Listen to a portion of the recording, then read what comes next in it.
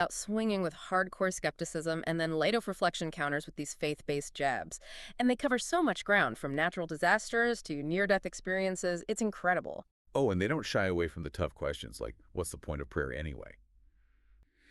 Root kind of sets the scene by saying, nature doesn't care about your beliefs. He points to things like typhoons and earthquakes that cause so much suffering, regardless of anyone's faith. Yeah, he's going straight for that idea of nature's indifference, right? Like, if a tsunami wipes out a whole village, it doesn't matter if you're a saint or a sinner, it just happens. And Merck uses this to suggest that maybe there isn't some benevolent force out there watching over us, because if there was, wouldn't things be, well, a little less chaotic? It's definitely something to think about. Hmm. But then, Light of Reflection comes back with this really interesting point. He says, even in those moments of crisis, when everything feels like it's falling apart, people instinctively reach out to a higher power. It's almost like a reflex. Right, like when you stub your toe, you say ouch without even thinking about it. It's that deep, he's saying. And he uses examples from religious texts, like the Quran, which specifically talk about finding strength and guidance during hardship. Oh, and he also brings up this amazing story about Howard Storm, the guy who was a total skeptic until he had this near-death experience that completely changed his whole worldview. Yeah, it's a powerful example, right? Because it suggests that maybe this urge to pray, this need to connect with something bigger than ourselves when things get tough, it might actually be hardwired into us, whether we realize it or not.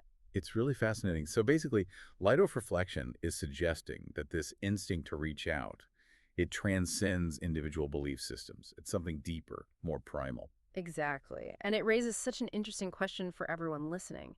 Have you ever felt that pull, that need to reach out to something beyond yourself in a moment of crisis, even if you don't normally consider yourself religious? It's a pretty powerful thought, isn't it? It really is. And this leads us right into the next big point of contention. Does prayer actually do anything?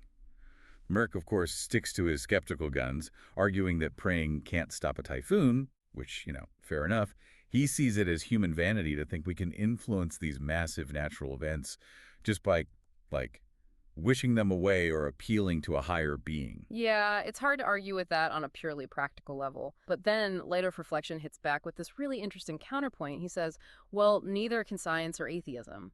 It's like he's saying just because we haven't figured out how to scientifically measure or control something doesn't mean it doesn't exist or have power. It's a good point. He's basically saying you can't demand empirical proof for something that by its very nature might operate outside the realm of what we can observe and measure. Right. And he goes on to ask, why do people instinctively pray in those desperate moments if it's truly pointless? Like, what's driving that impulse, that deep-seated need to reach out, if not some innate connection to something beyond ourselves? Yeah, it's not like people are thinking, well, this prayer isn't going to do anything, but I might as well try it anyway. There's something deeper going on there. Yeah. He even challenges Muck to prove that prayer doesn't work, which I thought was pretty bold. Yeah, it really highlights the fundamental difference in their approaches. Muck is all about what we can see, touch, and measure, that tangible, empirical evidence. Light of Reflection, on the other hand, is focused on inner experience, on those aspects of human existence that defy easy quantification. So we've got nature's indifference on one side and this seemingly universal human impulse to pray on the other. It's a fascinating clash of perspectives, and honestly, we're just scratching the surface here. Comparing prayer to an animal's distress call. Like, it's just instinct, not necessarily a sign that there's some divine being listening, right? It is a pretty interesting comparison when you think about it. He's basically saying when a cat, like, hisses at a threat, it's not praying to a cat god, it's just reacting to danger.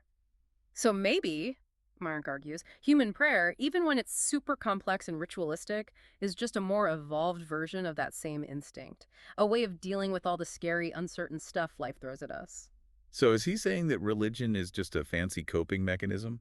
That's a pretty bold statement. It is bold, but then Light of Reflection fires back with this great counter-argument. He's like, well, hold on a second. No animal built a civilization based on a hiss or a bark.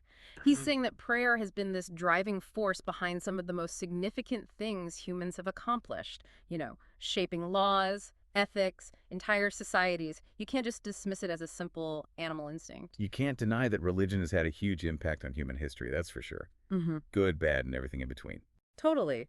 And what I find really interesting is how Light of Reflection uses Mark's own argument against him. He points out that even science and atheism, the very things Mark uses to critique religion, are also products of culture and history. Ah, I see what he did there. Hmm. So no belief system exists in a vacuum. We're all influenced by the time and place we live in. Exactly. It's all connected. He even brings up specific examples where prayers seem to influence events in a way that's hard to explain as just coincidence, you know? So maybe there's more to it than just wishful thinking. It makes you wonder, doesn't it? Like, how do we even form our own beliefs? Is anything we believe really objective, or are we all just shaped by our upbringing and the people around us? Right. Like, where do our ideas come from? It's a huge philosophical question, but it's worth thinking about. Anyway, all of this leads to another really interesting part of their debate. Remember how Mark was all about demanding empirical proof that prayer changes outcomes? Well, Light of Reflection dives into the real purpose of prayer, saying it's not about getting what you want, like some cosmic vending machine. So no praying for a winning lottery ticket or a perfect parking spot then.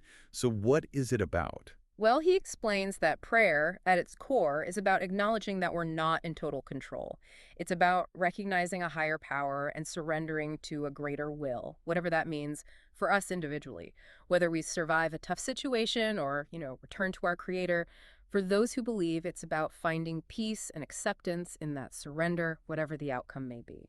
Okay, I'm starting to see the difference here. So it's not about dictating the outcome. It's about finding meaning and connection in the process. Yeah, that's a good way to put it. And Light of Reflection contrasts this with atheism, which he sees as leading to a kind of randomness and lack of ultimate meaning. Like, if there's no higher power, everything just happens by chance. There's no ultimate justice, no ultimate purpose. He really goes there, even challenging those who don't believe to either prove God doesn't exist or escape death, which is kind of a heavy statement. Whoa, he's not pulling any punches. He's not. And it really highlights this core difference in how these two worldviews see suffering. One offers comfort and meaning, even in the face of tragedy, while the other just sees it as a random event with no greater significance. Pretty intense stuff. It is. And then things take another turn. Mark shifts the conversation to the idea of whether all these different religions are actually valid. He uses examples like, conflicts in the Middle East to show how religious beliefs can divide people and lead to violence. It's a valid point. I mean, history is full of examples of wars and oppression that were all driven by religious beliefs. But, and this might surprise you, Light of Reflection actually agrees with him on this one. He does. Wait, I thought they were on completely opposite sides here. They are, but Light of Reflection admits that many religions today have been corrupted by, let's say, less than noble leaders who twisted those original teachings to gain power and control. It's like they created these counterfeit versions of the real deal. So like fake money. Just because there are counterfeits out there doesn't mean real money doesn't exist. You just have to be careful about what you're accepting as genuine. Precisely. And then he goes on to outline what he sees as the criteria for a true, authentic religion.